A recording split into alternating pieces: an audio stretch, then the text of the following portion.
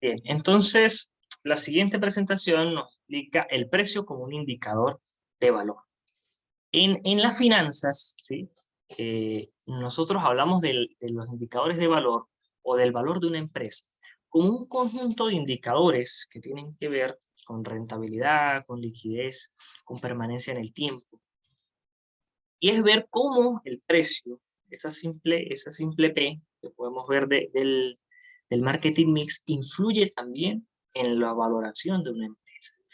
Efectivamente, repito, al tener implicación directa con los ingresos, pues efectivamente va a influir en que haya rentabilidad, en que haya liquidez, en que exista flujo de caja y que todo ello se convierta en el valor.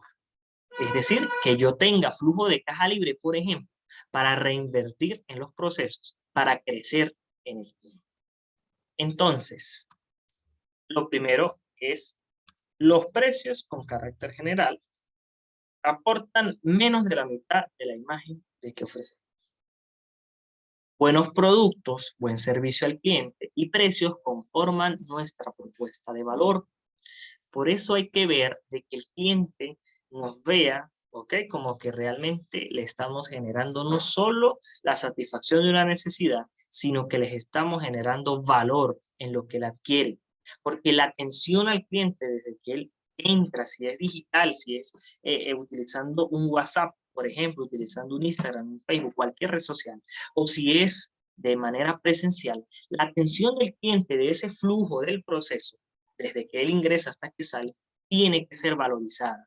Y él tiene que entender que la empresa sabe que su tiempo vale y que él es valor para la empresa. Esto no quiere decir que una de las frases muy famosas por allí que comentan de que el cliente siempre tiene la razón. Eso es una frase discutible, pero lo que sí es importante es que el cliente siempre se vaya satisfecho. Eso es lo importante. No necesariamente el cliente tiene que tener la razón, pero sí es importante que él se vaya satisfecho, atendido y con el problema o con la situación resuelta. ¿Ok? Si el cliente no percibe la diferencia sobre lo que se le está ofreciendo, siempre decidirá por el precio. Y eso también es importante, esto que subrayo, importante tomarlo en cuenta, porque a nosotros nos puede favorecer, de cierta manera, en ciertos escenarios, pero también nos puede desfavorecer, porque si es la competencia la que ha entendido esta frase, ¿ok? Y entonces yo tengo un precio más elevado, pero ofrezco lo mismo, no valoro al cliente, efectivamente él se va a ir por el precio más económico, porque es lo mismo, es más de lo mismo. Pero si nosotros ofrecemos calidad desde la atención del cliente, del servicio, entonces a lo mejor él no le va a prestar atención al precio, sino a lo que está obteniendo como servicio o producto. Y allí es donde él valoriza, ¿no? Si no nos conseguimos destacar, ¿okay?, por algo en especial, o si no vamos a aportar algo diferente, entonces, sobre todo las pequeñas empresas, tienen que competir en precios. Y eso, por eso lo dice así como tan ligeramente, es porque es una realidad. Y tenemos que saber nuestras realidades. Y eso no está mal, porque efectivamente estamos en el mercado, estamos vendiendo, ofrecemos productos y servicios, satisfacemos necesidades, pero sí, no tenemos algo diferente que ofrecer por X o Y circunstancias, tengo que competir en precios. Si tengo que competir en precios, por supuesto que tengo que ver mi estructura de costos. Pero cuando hablo de la estructura de costos, sobre todo hay que ver los gastos. ¿Qué gastos tengo en exceso y que no generan valor a la empresa? Que muchas veces los culpables de incrementar la estructura de gastos o de costos somos los mismos gerentes o los mismos dueños, porque pretendemos ver la empresa como una caja chica, ¿okay?, que va a satisfacer mis necesidades personales en cualquier momento. Y eso lo que hace es desprender o perder valor en mi empresa. ¿Okay? Porque precisamente las empresas no son cajas chicas, las empresas son valor. Y el valor agregado que me va a permanecer en el tiempo, que me va a mantener y me va a ayudar a subsistir y por supuesto cubrir mis necesidades como dueño y empresario en el tiempo. No solo en un mes, en 2 meses, sino en el tiempo. ¿Y por qué no? Como esa filosofía china y japonesa en que perdure es en mis generaciones, en mis hijos, los hijos de mis hijos y así sucesivamente. Aquí hay otra reflexión que nos dice, si yo veo dos cajas de manzana iguales, ¿cuáles vamos a escoger? pues la del menor precio. Es lógico. Si a mí me están ofreciendo 2 bolígrafos, que son, a lo mejor físicamente no tanto, pero mi finalidad es que escriba, y lo estoy observando los dos, yo me voy por el más económico, porque mi necesidad básicamente es escribir. Pero aún más, si es el mismo producto, el mismo bolígrafo, usted lo tiene aquí en la calle 12, 10 bolívares, y lo tiene en la calle 13, en 5 bolívares, en 7 bolívares, te vas a ir por el precio.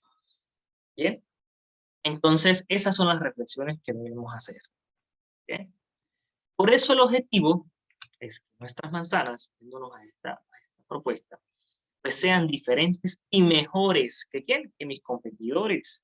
Sino el único criterio por el que nos van a elegir es por el precio más bajo.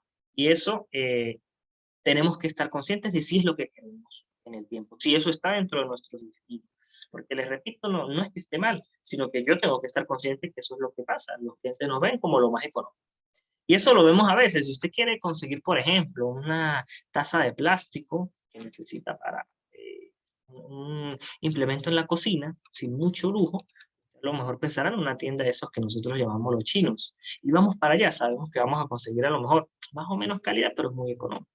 A irme a un supermercado, pues. Entonces es eso, pero la filosofía de ellos es que los vean así, como precios bajos, a mucho volumen y a lo mejor mediana o muy baja calidad. ¿Okay? Pero venden y están en el mercado. Entonces por algo también es, porque ellos están conscientes y se dirigen hacia ese mercado también que existe. ¿Okay? Y la última reflexión es esta. Si el cliente te compra por precio, también te puede abandonar por precio. Por eso sí termina siendo un poco sensible en el tiempo, porque yo si no estoy haciendo un estudio constante, una comparación de cómo van mis precios con la competencia, en el momento en que mi competidor genere una estrategia de precios por costos directos y disminuya, entonces me van a quitar clientes. ¿Ok? Y después que me quitan clientes, es mucho más complejo recuperarlos. ¿Okay? ¿Vamos bien hasta ahí? ¿Alguna pregunta?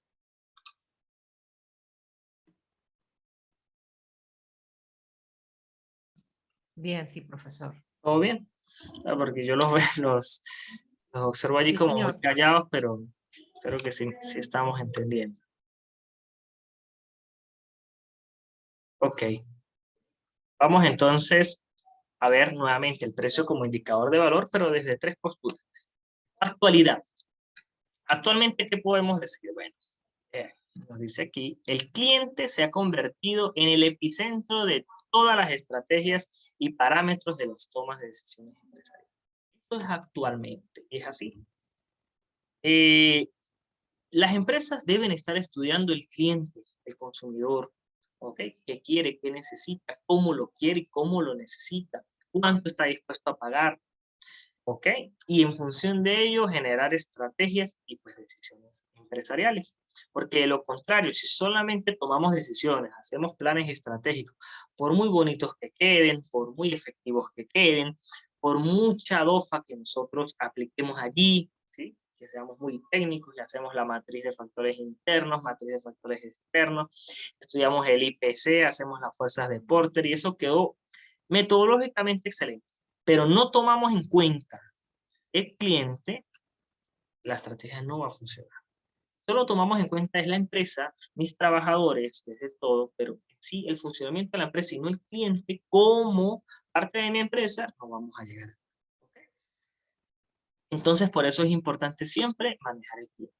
Yo a mis estudiantes, cuando les he dado algún otro curso, como por ejemplo teoría organizacional, ¿sí? O análisis de procesos, sabemos que las empresas son sistemas, ¿verdad? Y que básicamente son sistemas abiertos.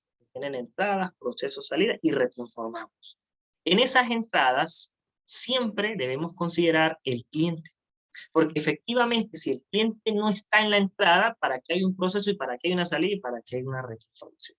Ahora, el tipo de cliente que entre allí, eso es otra cosa que es, estudia el mercadeo, estudia el marketing, ¿verdad? Pero debe existir el cliente. Entonces, si el cliente es una entrada, es un insumo. Y por eso es de vital importancia tomar decisiones en función de él. Así como es de vital importancia la tecnología que va en las entradas, la materia prima, los propiamente insumos, los trabajadores en mano de obra directa, mano de obra indirecta. el cliente también debe estar allí. Las estrategias de marketing están evolucionando de una forma innovadora, ¿verdad? Eso sí o sí. Todos los días, como les digo, tenemos panoramas distintos, situaciones distintas, entornos económicos distintos, y tenemos que adaptarnos a ellos. Entonces, la idea es eso, estarnos actualizando. Fíjense, la pandemia, ¿verdad? Hace 2 años, ¿quién se imaginó que los tapabocas iban a tener gran demanda en el mercado? Y que a lo mejor esas empresas eran las que se iban a quedar cortas en el proceso de producción, y que otros a lo mejor también en la producción de alcohol. Fíjense que hay empresas aquí en Venezuela que no se dedicaban a eso, y de repente salió un producto de esa empresa con alcohol. ¿Ok? ¿Por qué? Nuevas necesidades, nuevos entornos, nuevas estrategias de marketing. Entonces, siempre debemos estar al tanto de qué ocurre, por eso hay que leer noticias, hay que despertarnos. Las redes sociales son muy buenas, ¿verdad? Pero también para informarnos, para saber qué ocurre. Y si soy empresario, ¿será que esta noticia, esta decisión, esta ley afecta a mi empresa? Y si lo hace, vamos a ver cómo lo podemos subsanar, cómo o qué decisiones voy a tomar para contrarrestar el impacto negativo, sobre todo, que tenga sobre mi empresa. ¿Ok? Ya cuando lo veo desde la estrategia, pues me dice la estrategia de fijación de precios, ¿ok? Es el pricing que se define como el arte y la ciencia de comprender cuánto un cliente estaría dispuesto a pagar por producto o servicio, intentando obtener el máximo posible de este. Es de Ken Moore, ¿ok? ¿Qué nos trata de decir esto? Que efectivamente la estrategia de precios es un aspecto complejo. No significa que ustedes también de la noche a la mañana van a tomar la mejor decisión de estrategia de precios. No es así. No es así, porque es considerado también un arte. Debe ser experiencia, debe ser de tiempo, por supuesto. Y a veces de eso, simplemente suspicacia, otros lo podrán llamar suerte. Pero es cómo lograr ese equilibrio entre el precio y el rendimiento máximo que yo puedo. Es lógico que tampoco los empresarios, vamos a decir, ay, no, mire, vamos a generar precios bajos, yo no quiero ganar mucho. Eso no es verdad. ¿Ok? Y no significa que tampoco esté mal. Pero hay que generar ese equilibrio, y es ahí donde entra el proceso complejo de realmente lograr un equilibrio entre un precio que realmente esté dispuesto a pagar el cliente, pero que también ese precio me genere rentabilidad. La empresa, por supuesto, va a llegar a la liquidación o a la quiebra. Desde las necesidades, entonces, pues, hay que fijar precios que ofrecen el valor al cliente y que se establecen con base a la percepción que este cliente tiene. Por eso les hablo mucho del estudio de mercado. ¿Okay? Me imagino que ustedes ya, a lo mejor, no sé si ven una materia sobre esto específicamente o en otros cursos, pero en ese estudio de mercado, cuando hacemos la demanda y la oferta, es importante tomar las P, y entre ellas está el precio. Entonces, es ver eso. Por eso siempre es importante conocer, porque yo no puedo estar sesgado a decir, no, mire, solo irme por el precio del competidor, o solo irme también por lo que diga el cliente, sino debo hacer ese análisis, ese híbrido. Porque, ¿qué pasa? Si el cliente está dispuesto a pagar, por ejemplo, mucho más, ¿ok?, por el producto, y a lo mejor mi competidor está por debajo, yo no puedo tampoco, a pesar de que el cliente está dispuesto a pagar más, generar el mismo producto a mayor precio. No lo voy a conseguir, porque ya vimos que se va a ir a lo que ya está en el mercado. Que yo estoy entrando nuevo, tengo que posicionarme. Entonces, no vale la pena, a pesar de que yo sé por el estudio de mercado que el cliente está dispuesto a pagar más. Mi estrategia estaría en decir, ajá, ¿qué hago yo para diferenciarme de ellos? Entrar en el mercado y que el cliente pague más, que pague lo que quiere. Pero ¿cómo me diferencio yo de mi competencia? Fijar precios de venta rentables para la empresa, ¿ok?, lo que requiere que esa fijación de precios integre otras estrategias de marketing. Por supuesto que esto tampoco es una decisión única desde una estructura organizacional, ¿ok?, estática, no. Ahí se involucran todos los departamentos de la empresa, porque si tengo un departamento de compras, ustedes se ven involucrados con los costos, y de ellos, de las decisiones que tome compras, también dependerán mis estrategias de marketing en función de precio. Entonces hay que involucrar el todo como empresa. Yo tengo que conocer toda la empresa para poder determinar la mejor estrategia de marketing orientada hacia el. Veamos entonces un poco más gráfico este proceso de fijación de precios basados en el valor. ¿Qué utilizan las empresas actualmente? Pues puede ser un sistema tradicional. También he visto sistemas basados en valor. todo depende de la empresa. Por eso ustedes desde su empresa harán un diagnóstico y dirán, bueno, yo considero que la empresa lo hace tradicional o que lo hace basado en valor. O que actualmente lo hace tradicional y espera pasarlo a un sistema basado en valor. ¿Okay? Entonces, nos dice que según este método, es el precio el que determina el costo y las inversiones que se han hecho sobre un precio establecido. Ok, nos dice el siguiente esquema, pues muestra la diferencia entre un precio que se determina por el costo y uno determinado por el valor. Ese determinado por el costo es el que denominamos sistema tradicional de precios. ¿Okay? El otro, pues lo determina el sistema basado en el valor del cliente. El sistema tradicional, como lo conocemos, se hace un producto, ¿verdad? Viene la idea, porque todo producto viene una idea. ¿Ok? Una idea. Esa idea se empieza a materializar y se genera lo que es el diseño del producto, diseño y creación del producto. Posteriormente, buscamos los costos. Entonces empezamos a revisar qué costos implican el producto. Posteriormente, decidimos el precio. Después que valorizamos, ¿okay? Decimos, bueno, mire, el precio es de 3, pero realmente yo tengo un valor agregado, vamos a venderlo en 4. Yo sí me diferencio de la competencia y posteriormente es que tomo en cuenta el cliente. Después que hago todos estos procesos es que veo el impacto del cliente. Salgo al mercado y empiezo a observar si el cliente lo compra, si no lo compra, la competencia, empiezo allí en ese proceso de menudeo y voy fluctuando. Si yo me voy al sistema basado en el valor, entonces lo primero es el cliente. Y por eso es importante ahí el estudio de mercado, de oferta y estudio de demanda, porque considero la postura del cliente. ¿Ok? Es decir, ¿qué es lo que el cliente está dispuesto a pagar? ¿Qué valora? Por eso luego viene el valor. En función de eso, ¿qué es lo que valora el cliente? Porque allí yo aceptaré la realidad de decir, no, no estoy dispuesto en inversión, en capacidad, en factibilidad, lo que realmente el cliente valoriza. Entonces no puedo ir de esa manera. Y en función de eso asigno el precio, en función de eso busco mis costos, ¿ok? Es decir, voy como de atrás hacia adelante. Empiezo a decir, bueno, mire, yo necesito harina de maíz precocido que cueste $0.90. Empecemos a ver entonces estrategias de cómo captar proveedores que me generen ese precio. O dónde consigo proveedores que me adaptar mis costos a un precio que viene de atrás y que posteriormente van a diseñar el producto. A veces les pregunto, ¿cuál creen ustedes que es el mejor sistema? ¿El tradicional o el basado en valor? A ver quién me dice.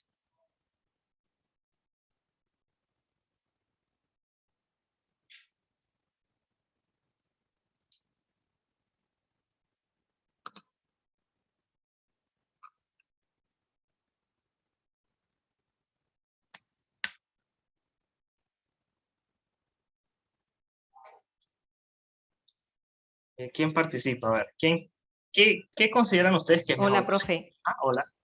Buenas tardes, Ivette. Ajá, Ivette, dime. Ivette, profe, pues como usted indica que cuando habla del sistema de valor, que pues que el cliente está dispuesto, ¿qué es lo que esté dispuesto el cliente a pagar? Entonces, como que el cliente, de acuerdo a lo que él quiere, el producto que él desea, entonces es como si se le estuviera dando un precio, pero de acuerdo a la demanda que el cliente ha logrado estar comprando. Entonces, él va colocando un valor a ese producto, un precio. Entonces, no sé si la segunda opción del sistema de valores es el que, de acuerdo al tiempo, es que va a dar el precio al producto. Correcto, correcto. Ajá, pero Ivette, supongamos que tú tienes una empresa, ¿sí? ¿Cuál de los dos sistemas utilizarías? ¿El tradicional o el que es basado en valor?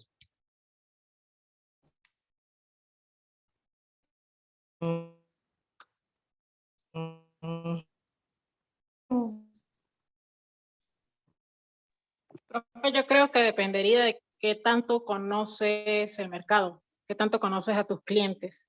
Pues el primer valor, el del costo, el primer valor, el tradicional, sí, señor. ¿Aló? Ajá, sí, te escuchamos.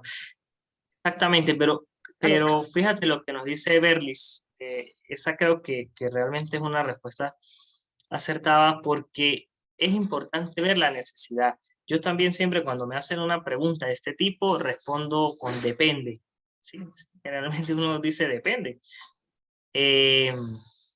Porque hay que estudiar la situación actual de mi empresa. Como decía Berlis, si yo conozco muy bien a mis clientes, porque es que también hacer un estudio de mercado no es tan fácil de hoy a mañana, ¿verdad? Y tampoco es que no requiera o no cueste. Entonces, si yo ya tengo data, ¿ok? O tengo experiencia en conocer a mi cliente, yo me iría por un sistema basado en el valor. Sé que me va a generar a lo mejor mayor efectividad. Pero si no tengo claro el conocimiento del cliente, tengo que irme por el sistema tradicional. Porque les repito, no significa que porque estoy en el sistema tradicional no voy a quebrar, mi empresa no se va a dar, no necesariamente. Hay muchas empresas que si ustedes hacen una entrevista, se van a dar cuenta de que a lo mejor lo hicieron así por un sistema tradicional y permanecen en el mercado y han crecido, pero tomaron la decisión correcta en función de lo que, de su situación o su diagnóstico. ¿Okay?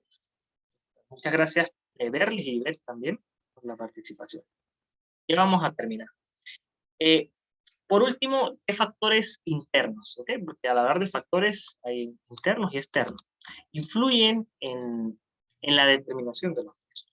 Factores internos como que, primero, política financiera. Si mi empresa tiene un departamento de finanzas, pues las políticas que salgan de allí, porque la capacidad de compra, la capacidad o la liquidez, que recordemos que es un indicador de solvencia a corto plazo. Si yo tengo liquidez, pues puedo empezar a saldar las deudas con proveedores, con trabajadores, con todo lo que yo tenga a corto plazo.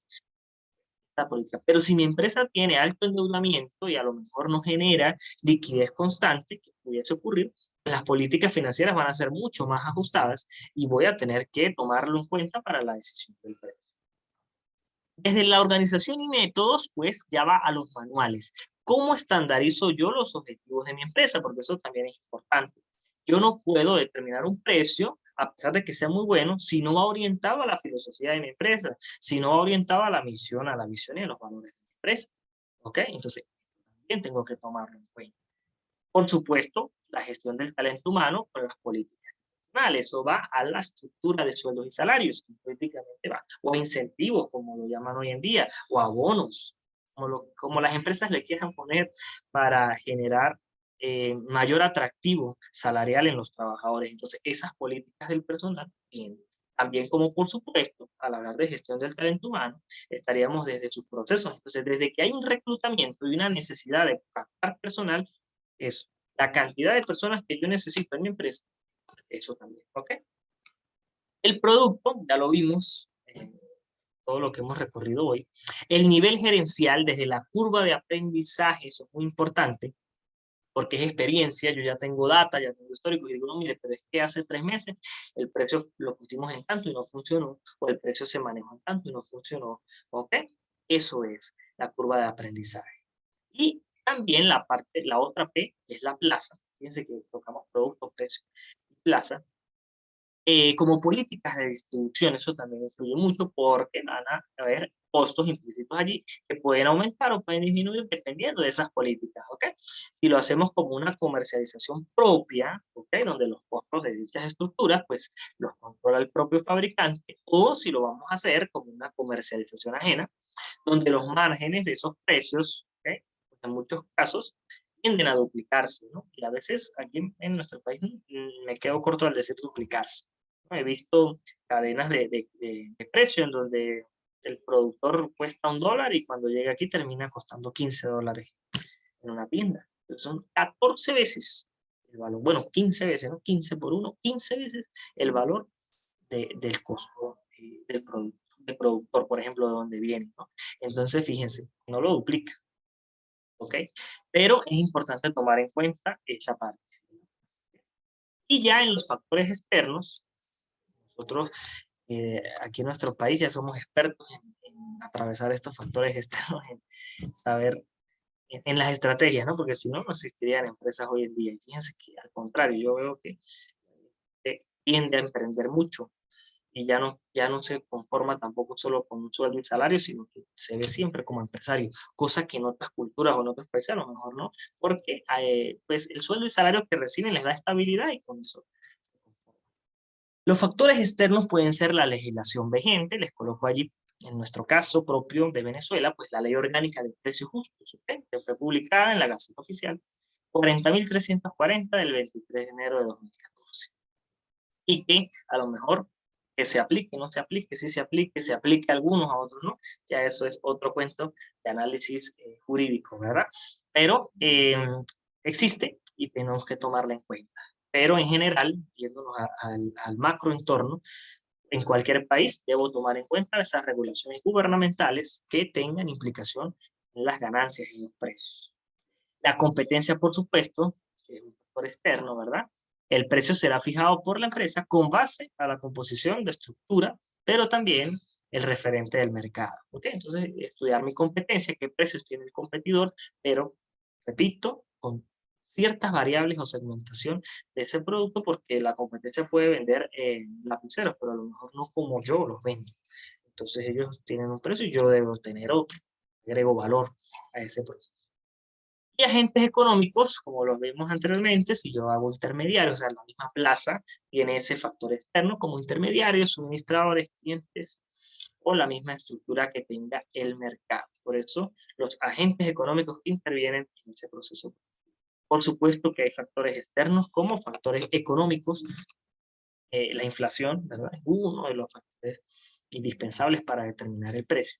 Pero hay que saberlo hacer, porque fíjense que esa inflación puede terminar generando especulación en la determinación de los precios en un producto, ¿ok? Desde que no sabemos cuánto va a costar un dólar mañana, entonces, bueno, yo lo voy a poner con base a 10 bolívares por dólar, a pesar de que esté en 5.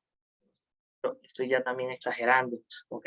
O como hemos visto por allí, de que muchas empresas se reciben el cambio de una cosa y cuando usted compra lo mismo, no, pero no es que yo lo doy el vuelto a un cambio y lo recibo a otro. Entonces, hay que estudiar muy bien esos factores económicos que envuelven las decisiones de precio. ¿Okay?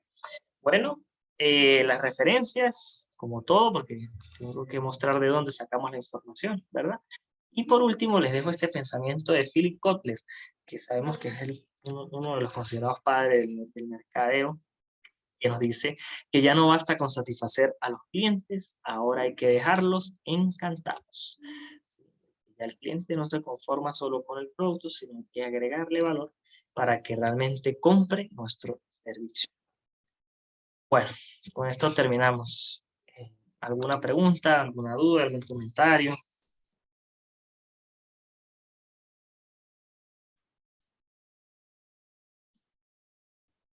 La guía didáctica ya está en el aula virtual, ¿verdad? Sí, sí, ya tenemos en el aula virtual.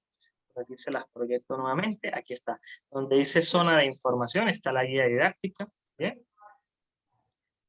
Aquí donde diga zona de video tutorial. En cada unidad yo les voy a dejar también allí el enlace del video de YouTube de estas clases. ¿Okay? Se los voy a enviar por el grupo WhatsApp, pero también lo voy a dejar aquí para cualquier duda. Profe, profesor, perdón. Usted indicaba al principio que la unidad 1 tenía una fecha de entrega. ¿Nos basamos en esa que está en la guía didáctica, profesor? Miren, la idea es, no sé si ustedes están viendo algún otro curso, están viendo otra materia en conjunto con esta, o solo están viendo esta materia. Solo esta. Ah, ok, bueno. Mire, yo realmente tiendo a ser muy flexible con la parte de las entregas, pero también hay un límite. Hay una planificación y es la formalidad. Y yo tengo que entregar una planificación, dependiendo de las fechas. Sin embargo, la idea que es que trabajemos, es decir, empecemos a hacer las actividades y las entregamos. Supongamos que la fecha sea el próximo sábado, si alguna persona tiene esta actividad, claro, porque fíjense, mire, hoy todavía no están matriculados, ¿no? Yo revisé, todavía no los veo. Entonces también dependerá de eso. El momento en que yo vea que ustedes estén matriculados, ¿sí? Podemos poner la fecha como tal. Sin embargo, allí ya tienen el análisis, la actividad. ¿Qué otra cosa podemos hacer? Si ustedes desean, yo les envío la guía didáctica también al grupo de WhatsApp, ¿sí? En digital, y les envío lo del análisis crítico, lo que deben hacer para que vayan trabajando. Como les digo, la idea es que vayamos trabajando. Una vez esté en el aula virtual, lo cargamos, ¿ok? La fecha está allí, pero igual va a estar abierta, las actividades van a estar abiertas hasta que termine el curso. ¿Okay? ¿Alguna otra duda? ¿Qué les pareció la clase? Profe, yo tengo una duda. Bueno, en cuanto, no sé, por ejemplo, la problemática que está pasando ahorita con la guerra, bueno, la guerra que hay en Europa prácticamente casi que se va a formar y hay escasez y todo eso. O sea, es como similar a lo que pasó en Venezuela en aquel tiempo. O sea, que como que los precios empezaron a subir y todo el tema por el tema de la escasez. Eso es correcto. Eso sobre todo es por el tema de oferta y demanda, ¿no? Es lo lógico. Y eso nos ocurre hasta, fíjense que aquí, cuando no hay gasolina, pues la gente empieza a buscar gasolina y todos empiezan a poner un precio loco porque existe la demanda y no hay oferta. Del mismo caso, del mismo modo ocurre cuando hay guerras. Y por eso yo les decía al inicio de la clase de hoy que a veces las crisis pues terminan siendo ganancias para otros.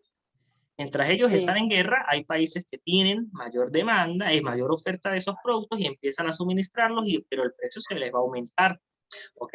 Pero algo que es importante es que sobre todo no es tanto la escasez, porque la escasez siempre va a existir, ¿ok? La escasez es un principio económico y es lo que trata de minimizar la economía, porque escasez siempre va a haber, porque nosotros nunca nos vamos a conformar y siempre van a haber necesidades.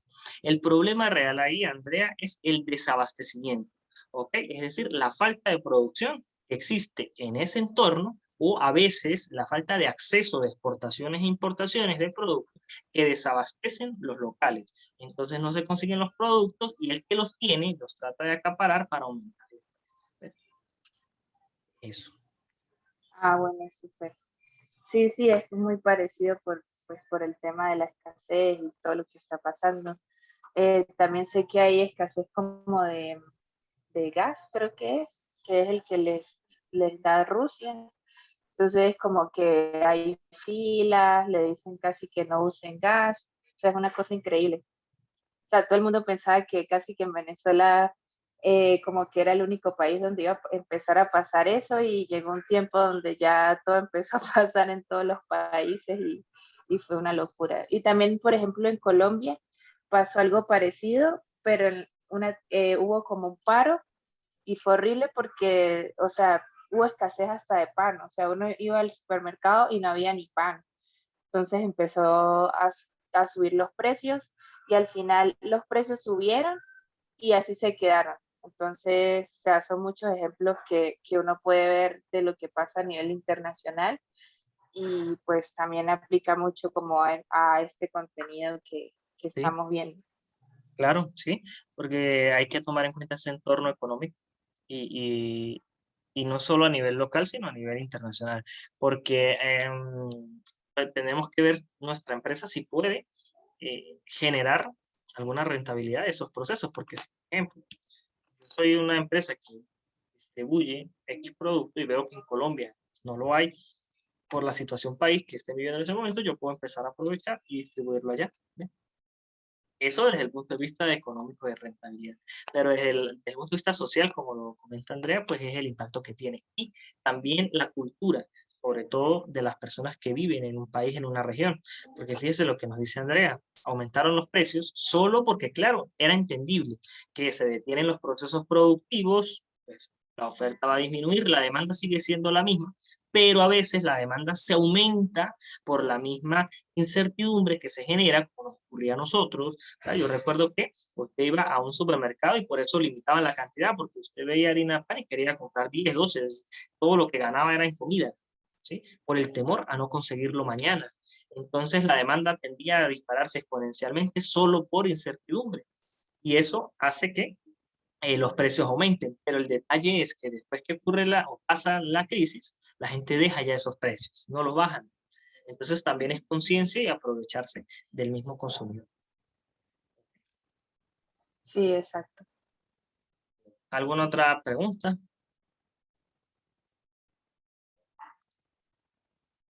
¿Todo bien? Sí, todo súper claro. Sí, gracias, profe.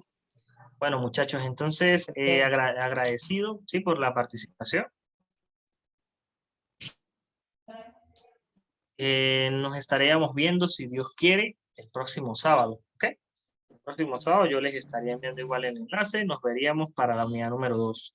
Les voy a enviar por el grupo, entonces como me escribe aquí la compañera, les voy a enviar por el grupo la actividad que deben realizar, la guía didáctica, las diapositivas también se las voy a enviar por allí, para que comiencen a trabajar. Esta actividad de análisis crítico sí es individual, ¿okay? Es cada uno. Y a partir de la unidad 2 podemos trabajar en equipo si ustedes lo desean. Bien, máximo 5. Pero esta unidad 1 sí es individual. Entonces, bueno, agradecido con todos ustedes por la participación, la receptividad. Cualquier duda, ¿okay? Me escriben, no tengan problema con eso. Realmente soy muy abierto a atender las dudas de ustedes. Y bueno, muchos éxitos, feliz fin de semana y cuídense. Gracias, profesor. Juan. Fin de Gracias, semana. profe, placer. Buena clase, que esté muy bien. Saludos. Gracias.